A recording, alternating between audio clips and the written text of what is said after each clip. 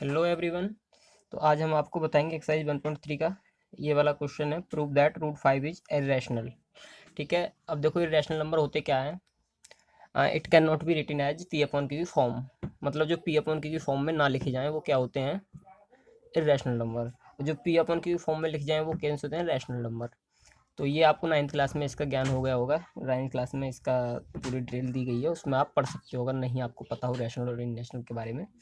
ठीक है, मैं तो इतना ही बताऊंगा। इरेशनल जो होता है ना, वो पी अपन क्यू फॉर्म में नहीं लिखा जाता, और एक नॉन टर्मिनेटिंग नॉन रिक्वायरिंग होता है।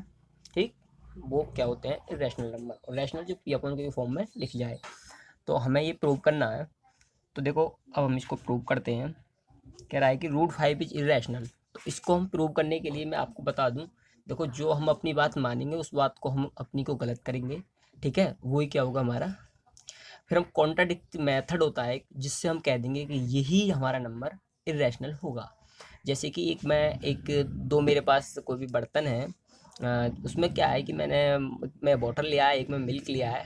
ठीक है, अब ये लगा लो कि मेरे पास ये दो बर्तन है, एक ये है और एक ये है कोई। ठीक है, एक में मैंने बॉटल ले लिया और एक में मैंने मिल्क ले लिया, और मैं आपसे ये पूछूं कि मैं बोलूँ कि आपसे कि कौन से में मिल्क है। ठीक, तो आपने ये उठा लिया, मान के चलो ये वाला वाटर वाला, और बोल दिया आपने कि इसमें मिल्क है, और वो निकल आया वाटर। तो हमारी बात गलत हो गई, और गलत होने पे अब जो बचा वो क्या होगा, वो मिल्क ही होगा। ठीक, वाटर निकल आया, तो अब जो बचा है वो मिल्क ही होगा ना। तो ऐसे ही हम रैशनल नंबर इसको मानेंगे, और रैशनल नंबर को हम क्या कर देंगे, गलत सिद्ध कर देंगे, गलत हेंस कर देंगे, गलत प्रूव कर देंगे। ठीक है, जिससे क्या होगा, फिर हम कह देंगे कि ये इरेशनल होगा। ठीक है ना, मतलब जिसको हम मानेंगे, देखो कैसे, let us assume let us assume root 5 is rational. ठीक है, हमने मान लिया। देन माने तब root 5 equal to a upon b. ठीक है, ए अपॉन बी हो गया, जहाँ एक शर्त होती है where a and b are coprime. Coprime, ठीक, coprime, and q and b not equal to zero. ठीक है, तो रैशनल नंबर ये तब होगा जब ए और वी को प्राइम हो और b not equal to zero हो। बात आती है को प्राइम की, कि को प्राइम क्या होता है। देखो, को प्राइम बता दूं मैं। को प्राइम जो होता है, जैसे कि हमारे ये दो नंबर हैं, जैसे कि एक तो हमारा है 4/6, ठीक, और एक नंबर है हमारा 5/2। तो ये दो नंबर को प्राइम जब होंगे, जब हम इनके फैक्टर कर दें, 2 × 2 1, 2 × 3 1। तो इसमें यदि जैसे किसके कर लेते हैं, 5 × 1, ये इनके फैक्टर आएंगे, प्राइम फैक्टर। तो ये हमारा नंबर, इन दोनों में जो कॉमन फैक्टर है वो क्या है, 1 1। वन के अलावा और कोई कॉमन फैक्टर ना हो तो हम कहेंगे को प्राइम है। मतलब वो नंबर ए और बी जो एक तो ये 1 से डिवाइड हो जाएं और एक 5 से डिवाइड हो जाएं, तो वो क्या होंगे, को प्राइम। और ये देखो, मतलब 1 के अलावा और कोई इनमें कॉमन फैक्टर ना हो ए और बी में, ठीक है, तो वो को प्राइम होंगे। और जिसमें 1 के अलावा और भी कुछ हो, जैसे कि 1 के अलावा 2 2 हैं, तो ये कॉम प्राइम नहीं है, क्योंकि ये 4 जो है 2 से भी डिवाइड हो जाएगा, 1 से भी, 4 से, तो ये नहीं है। ठीक, तो ये को प्राइम नहीं होगा। तो अगर इनमें कोई ए और बी में कोई भी अगर 1 के अलावा और कोई फैक्टर कॉमन निकलता है तो वो को प्राइम नहीं होगा। को प्राइम नहीं होने पे क्या होगा, वो रैशनल नहीं होगा। तो हमें यही हेंस करना होगा। ठीक है ना, तो अब मैं इसमें कर देता हूँ, देखो, both side squaring. Both side squaring, both side हमने इसका स्क्वायरिंग किया, तो ये मिलेगा हमें, देखो, √5 का स्क्वायर कर दिया और ए अपॉन वी का भी स्क्वायर कर दिया, तो ये मिलेगा हमें 5 और ए स्क्वायर अपॉन वी स्क्वायर। ठीक है, तो अब मैं इसकी मल्टीप्लाई इसमें होगी, तो 5 वी स्क्वायर बराबर ए स्क्वायर होगा। ठीक,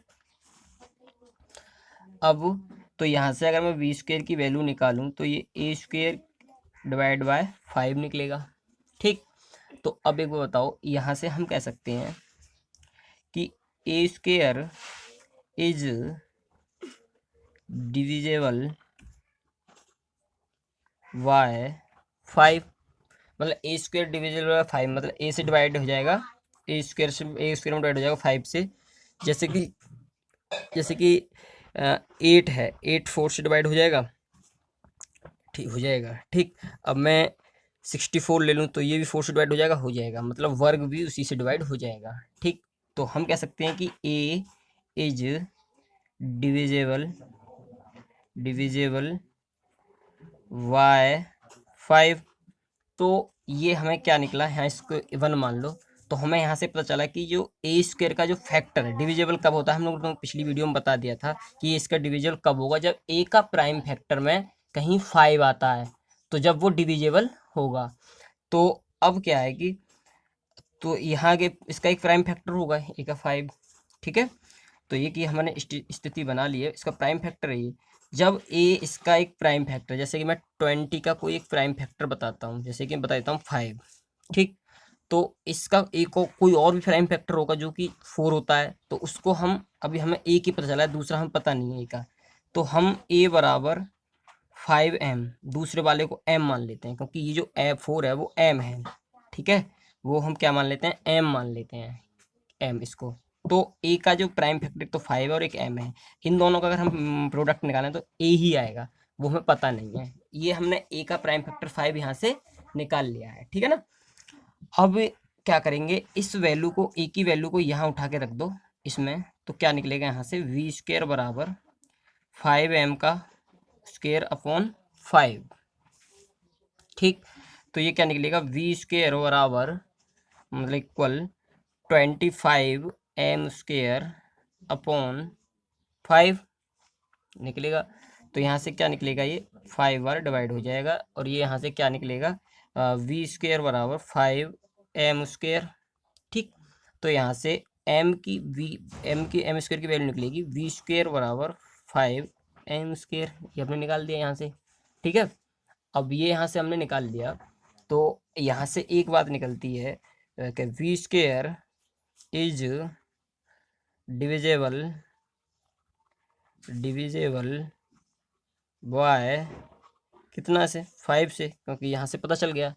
तो वी क्या होगी, वी इज डिविजेबल बाय कितने से, 5 से होगा। ठीक, ये समझ में आता है कैसे हो जाता है ये। देखो ऐसे मैंने बता दिया था कि मान के चलो एक हमारा नंबर है 8 है 2 से डिवाइड, तो क्या 8 का वर्ग जो होगा, मतलब स्क्वायर जो होगा ये 64, क्या ये भी 2 से डिवाइड होगा सीधी बात है। तो इसी तरीके से यहाँ से पता चल जाता है।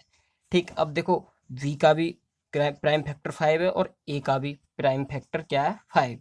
तो मैंने बोला था रैशनल नंबर कब होंगे, जब उनका जो मतलब वो कोप्राइम हो a और b, और कोप्राइम का मतलब उनका जो गुणन मतलब फैक्टर है, गुणनखंड जो है वो 1 के अलावा और कुछ ना हो, और इसमें प्राइम फैक्टर देखो, एक तो 5 इसका भी निकलेगा इसका भी निकलेगा, तो ये बात तो रैशनल गलत तो सिद्ध हो गई, हमारी प्रूफ गलत हो गई।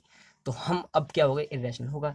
तो अब लगा दो यहाँ पर, इसको मान लो 2 और ये मान लो हमारा फर्स्ट, मान लो लिख दो यहाँ पे थोड़ा, फ्रॉम फर्स्ट एंड सेकंड से। ठीक है, why contradicts method, why contradicts method METHOD method से हम कह सकते हैं कि रूट 5 इज इरेशनल,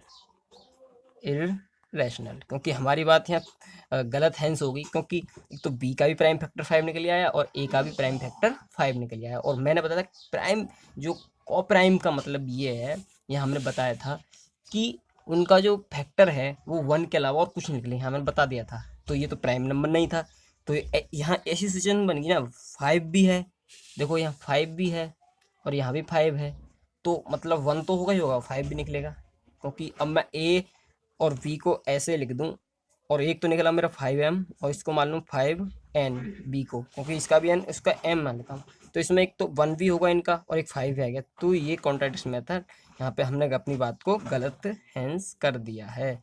तो यहाँ पे ये क्या हो गया, हैंस हो गया। यहाँ लिख देते हैंस, हैंस, ठीक, हैंस हो गया, HENC।